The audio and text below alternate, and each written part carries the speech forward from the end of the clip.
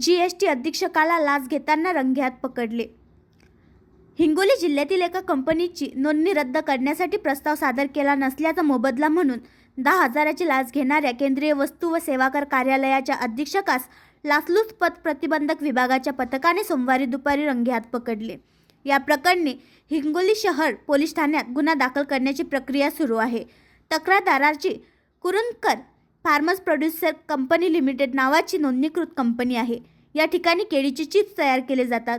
कंपनीने मागील 6 महिन्यापासून जीएसटी रिटर्न दाखल केले नसल्याचे कंपनीच्या मेलवर 7 ऑक्टोबर रोजी नोटीस प्राप्त झाली होती. त्यानंतर त्यांना 4 नोव्हेंबर रोजी कार्यालयात उपस्थित राहण्याबाबत कळविले होते.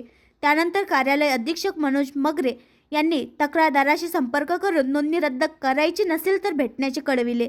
त्यानंतर तक्रारदाराने ऑनलाईन रिटर्न दाखल केले. तसेच त्यांना 8 नोव्हेंबर रोजी नोटीस रद्द केल्याचे पत्रही मिळाले होते. त्यामुळे तक्रारदार मगरे यास भेटण्यासाठी गेले नाही. मात्र मगरे यांनी 22 नोव्हेंबर रोजी तक्रारदाराशी संपर्क करून तुम्ही भेटायला या अन्यथा नोंदणी रद्द करण्यासाठी वरिष्ठांकडे पाठवतो असे सांगता 10,000 रुपयांची मागणी केली.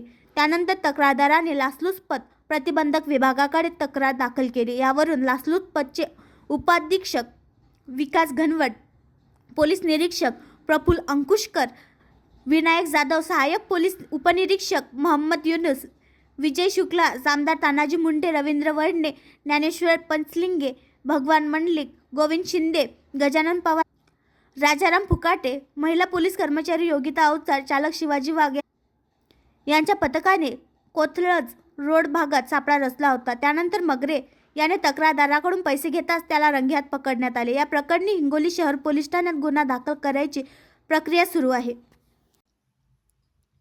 आणखी नवीन व्हिडिओ पाहण्यासाठी आमच्या देशमुख एक्सप्रेस न्यूज चॅनलला सबस्क्राईब करा, लाईक करा आणि शेअर करा.